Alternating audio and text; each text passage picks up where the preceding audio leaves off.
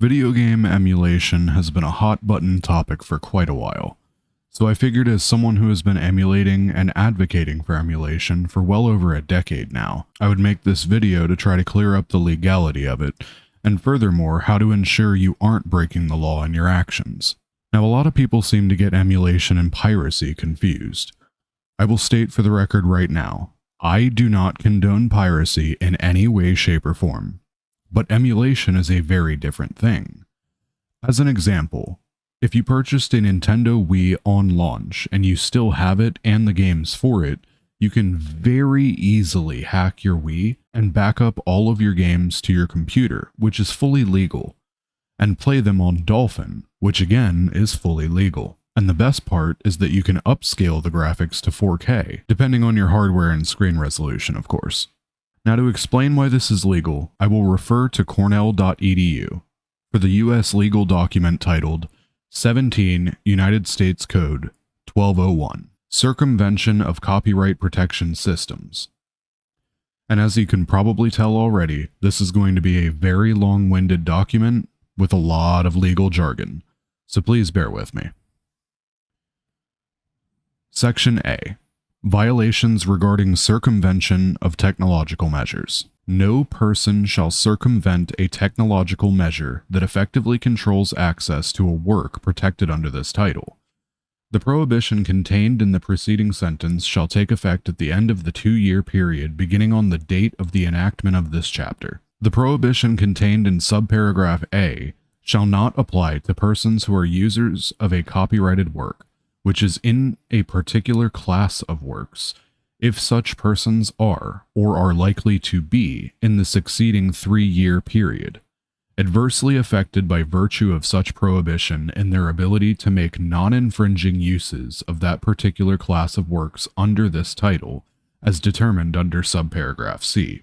During the 2-year period described in subparagraph A, and during each succeeding 3-year period, the Librarian of Congress, upon the recommendation of the Register of Copyrights, who shall consult with the Assistant Secretary for Communications and Information of the Department of Commerce and report and comment on his or her views in making such recommendation, shall make the determination in a rule-making proceeding for purposes of subparagraph B, of whether persons who are users of a copyrighted work are, or are likely to be, in the succeeding 3-year period, adversely affected by the prohibition under subparagraph A, in their ability to make non-infringing uses under this title of a particular class of copyrighted works.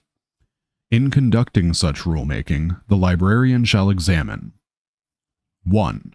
The availability for use of copyrighted works. 2.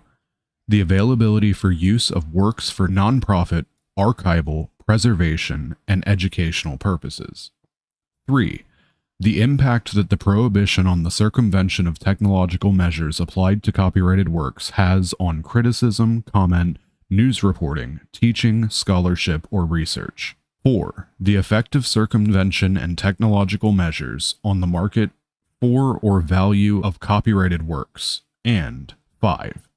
Such other factors as the librarian considers appropriate. Now, there's a lot more to this legal document, as there always is, but for the sake of time, we are mainly going to focus on the first part.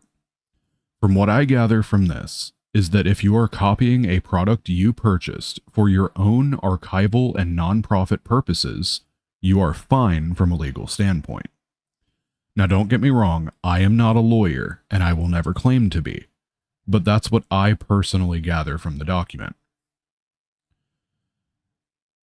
Now we need to explain where the line is drawn.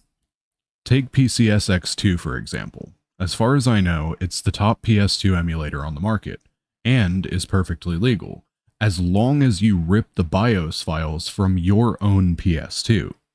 And therein lies another thing people get hung up on. We have the ability to reverse engineer a lot of things, but specific DRMs can be console-wide. The problem again is piracy. If you download those files online, that is piracy and it is illegal. However, as with the Nintendo Switch, you can rip those BIOS files from the console yourself and use them to emulate games on your computer legally. And using the Switch as an example, you can get mods for games like Tears of the Kingdom and Breath of the Wild that let the games run up to 4K 120 FPS, which Nintendo is now selling behind a console and another paywall on top of that. That's insane. My first time playing Tears of the Kingdom was on Steam Deck, and I was able to play it at 1080p 40 FPS instead of the native 720p 30 FPS. So now that we have the legal explanation out of the way, let's get into emulators I recommend. First and foremost, we have Dolphin, the absolute classic. With Dolphin, you have the ability to not only play any Wii or GameCube game perfectly on almost all devices. There's a mobile version too for phones and tablets, but you can also upscale those games up to 4K. Now, I do need to explain that most old games used to have the game's speed tied to the frame rate, meaning if you were to increase the frame rate, the game itself would be going faster. So unfortunately, it's not really possible to increase the frame rate in most older games. However, Dolphin also has a built-in multiplayer functionality. As an example, you can load up Mario Kart Double Dash, and your friend across the country could load it up too, and you can play together on split screen as if you're in the same room with each other. Granted, it's a direct connection, meaning the further apart you are in real life, the more lag you will have to deal with.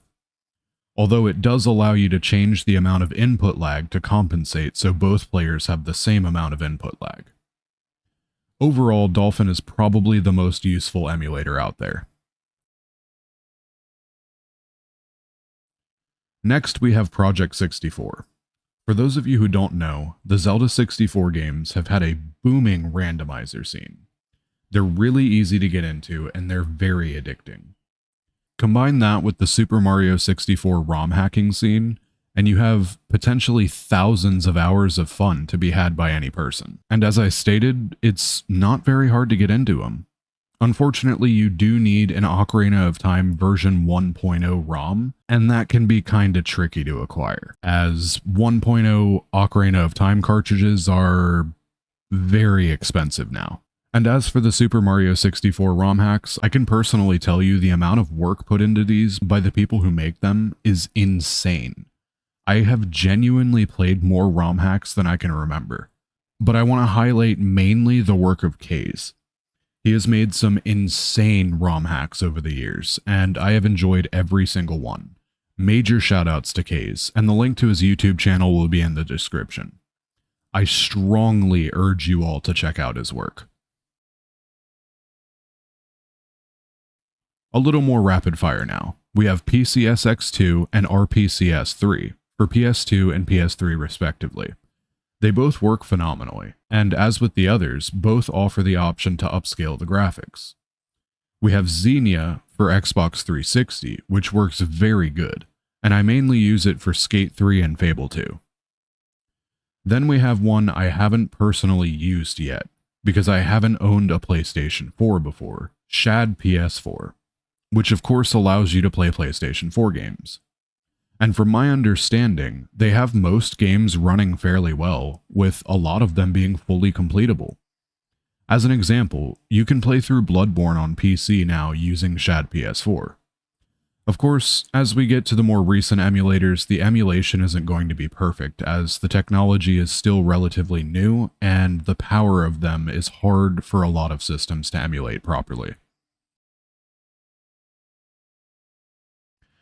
As for my final recommendation, we have VBA-GX, which is an emulator for anything Game Boy. Be it Game Boy Color, Game Boy SP, whatever you want. I literally grew up on Game Boy games, be it Pokemon, Mega Man Battle Network, or Sonic. I absolutely love this console, and I love even more that I can play these old games on my phone anywhere I go. It's so much better than playing Temple Run or whatever the kids are playing these days. When did I get old?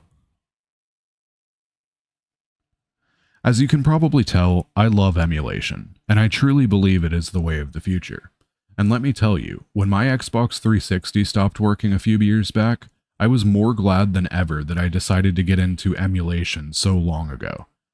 For example, Imagine how much it will cost in 10 years to get a functioning Nintendo 64. That's why it's so important to have emulation as an option. It's the ultimate way to preserve our games. Even if all my consoles and all of my computers die at the same time, I would be fine, because I have all of my games backed up to separate drives, that way I can never lose them. All emulators mentioned in the video will be linked in the description, as well as video tutorials to get them all up and running. But before this video gets too long, I'm going to go ahead and end it here. If you like this video, then like, comment, and subscribe. It really helps me out in the long run. Now get out of my house.